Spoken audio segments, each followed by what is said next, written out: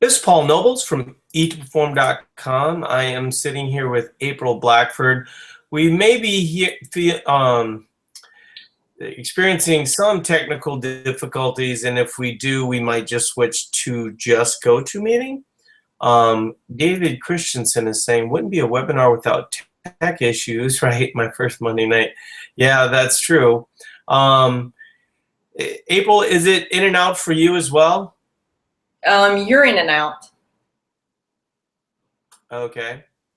So yeah, you kind of sound like Mr. Roboto. Okay, here, let's just go. Let's just go straight to. See, the only problem is that I think what ends up happening is if we go to just let's see, Cheryl Senchi here. Okay, so they're saying fine on their end. I think what's happening is that the it's the Google Hangouts that's slow. The GoToMeeting seems fine. So the audio is fine. Saying the video is kind of sketchy. So hopefully the video will catch up with the audio. But let's run through. So Karen was saying, I'm having trouble entering the July challenge. I can't access TapTalk on my computer, only my phone, and I'm not sure of how to measure. I totally understand your question. I sort of understand the TapTalk part, and I understand the July challenge part. I'm not sure of how to measure. She's so probably, it sounds like. Go ahead. I was going to say she's probably talking about the required measurements to begin the challenge. And Karen, if you get in contact with Stephanie McFadden in the forum, she can link you all the links. Because she's accessing it from TapTalk, she's probably having a hard time finding the information on the forum is my guess, but it's probably the measurements, the beginning and the ending measurements for the challenge. Yeah, that is what she's saying. But what she's saying is that she's having a difficult time logging in through TapTalk to kind of get to where she needs to go. I'm wondering if have you been in contact with Chris Dietz, Karen? Because he might also be able to point you. Okay. I don't know what to say to you. Like the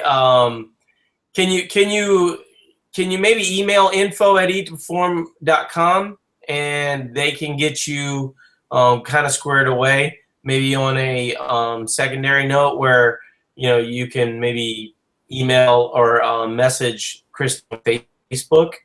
Maybe that would be the option. But right now on a web, I don't know that this is really making for like webinar question ever. Not trying to be rude. I'd like to get as I can email Chris, but I'm saying email info@eattoperform.com and they will point you in the right direction.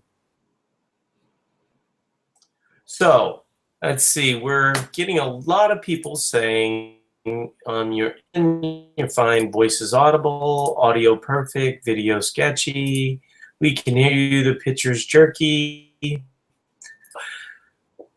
See, Nadia is saying, is it smart to top a lifting Wendler 531 program session with a 10 to 15 minute Metcon? Is it smart to top a lifting? When you say top a lifting, does that mean after? It sounds like she's saying before. I was thinking she was saying after. Let's see. Saying yes after the lifting session. Yes, because that is actually the best place for it.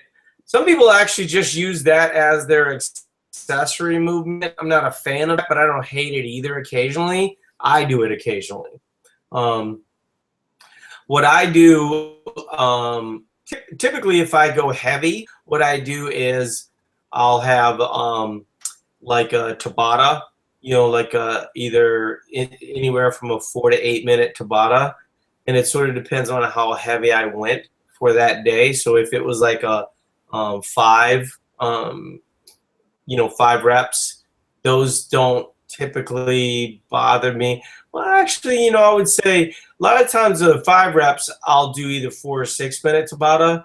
But, you know, if it's, you know, kind of a 1 rep max attempt, there wouldn't have been a lot of work. So on that day, I would go like an 8 minute. But yeah, I don't mind doing a Metcon, but I would say I would consider also doing like something like boring but big, which is kind of like slower accessory work, if that makes sense. Just Google boring but big.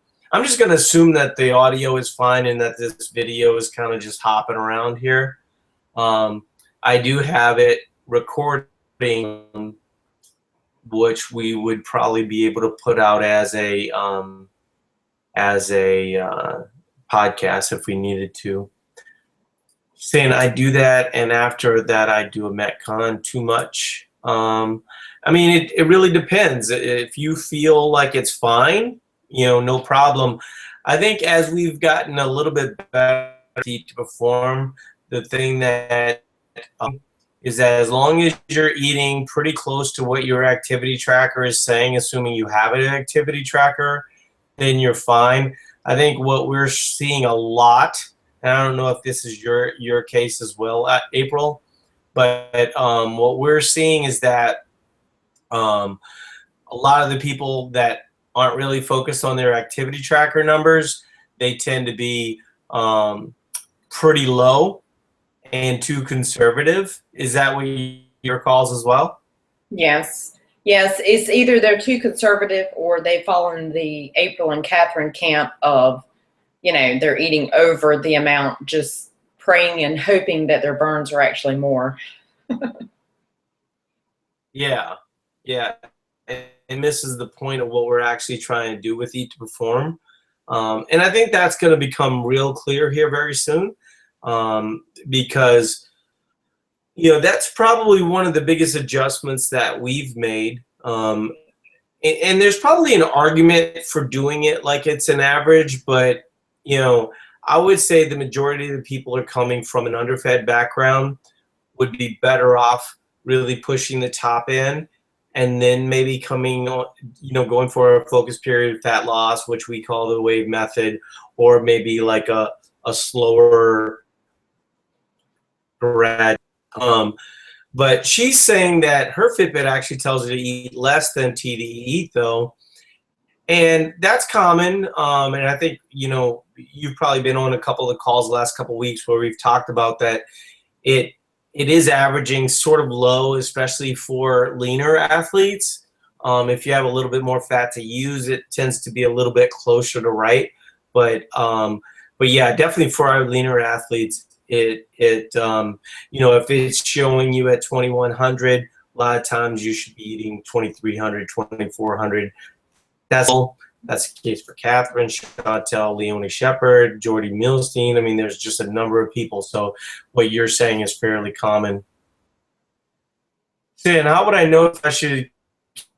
I think if you're staying weight stable and you're eating more than your Fitbit, then you're probably a relatively lean athlete. You know, I don't think it's so much the lean as it is the athlete part. You know, if you have a good amount of muscle, then you're probably fine. But, you know, I would say that if you're eating more than your Fitbit is saying and you're not gaining weight, then you're fine. You know, there's no reason to overthink it. Let's see. Kelly is asking, food suggestions you recommend? I have celiac with a soy allergy. Do you have any thoughts about that, April? There's actually tons of stuff. I don't have celiac, but I am gluten-free. You have white rice, potatoes. There's absolutely tons of carbohydrate options. You know, lots of gluten-free items. You know, the list is pretty endless. If you want to stalk my food diary, you can find tons of carb options out there. And I generally avoid soy. Yeah, your food diary is in I might have lost April. I started to say you were breaking up. your food diary is in the meal planning group. I think so. Yes. Yeah. I don't know if we should go to. It's fairly clear that this is a Google problem. I mean, we could go to those. Hmm. Interesting. Well, we'll try this a little bit how it goes. Vanessa is saying, if I'm constantly eating less than my Fitbit, could that be why I'm not getting leaner faster? It's almost certainly why you're not getting leaner faster. You think of what we're trying to get you to accomplish. We're trying to fill up your muscles and do amazing things with that energy, right? And so, if you're constantly under eating, that's like a really good formula for what a lot of people call skinny fat. And so, when you eat an adequate amount for what you do, you base muscles with starches and white rice and lots of protein and a certain amount of fibrous vegetables and stuff like that. And then you have some energy dense sources, get your caloric numbers up, so you're actually building muscle. And that's kind of the big idea that we sort of teach people. And then if you still have some fat to lose after that, once you've got your calorie point up and you're doing great things in the gym, then what ends up happening is we'll have you possibly. I mean, it's sort of interesting. I mean, in the coach, I would say we have somewhere in the neighborhood of 130 people in there right now. Half of them are doing the wave, and the other half are just kind of doing a more graduated approach. And then some of them will possibly wave in September. But in general, people are pretty good about following the plan, and the plan being that you want to eat to your level of activity. And so if you're constantly at a deficit, according to your Fitbit, now there is a caveat that I would say is that if you're just started yesterday, you don't want to jump in. We just started probably 2 weeks ago giving people a graduated schedule. And if you got a graduated schedule from one of our moderators, then use the graduated schedule. Because right now, you might not be cellularly flexible enough to just jump into eating that amount on your Fitbit. And so what you want to do is kind of allow your body to adjust to that slowly, if that makes sense. So let me know if it doesn't. April, are you hearing me? You are still choppy, but I can hear you a little bit better. Can you do me a favor? I'm the webinar. Do I? Can you join the GoToWebinar? Yes. Where do you have the link? If you go to slot, you can find it. Okay. All right. And then I'm gonna do something. I don't know. I think this is gonna be one of these embarrassing situations. Fun of me for having all kind of icons on my desktop. Let's see.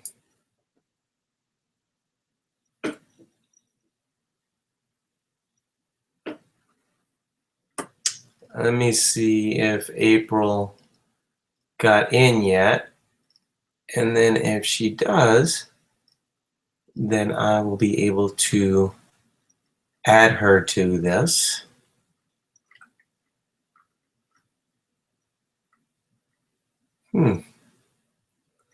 Let's see.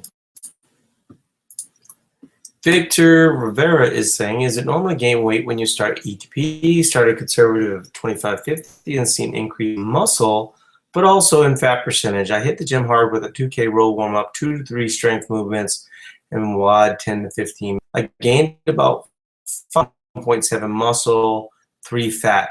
I'd be interested to know what you're basing the 3 fat on.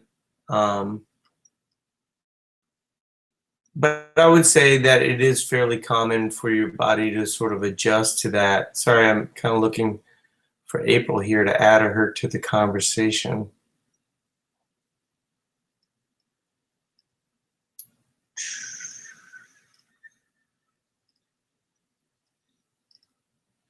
Shoot. This is like the worst webinar ever. No, it's not even close to the worst webinar ever. That's funny. I'm using the InBody 230. I mean, I have an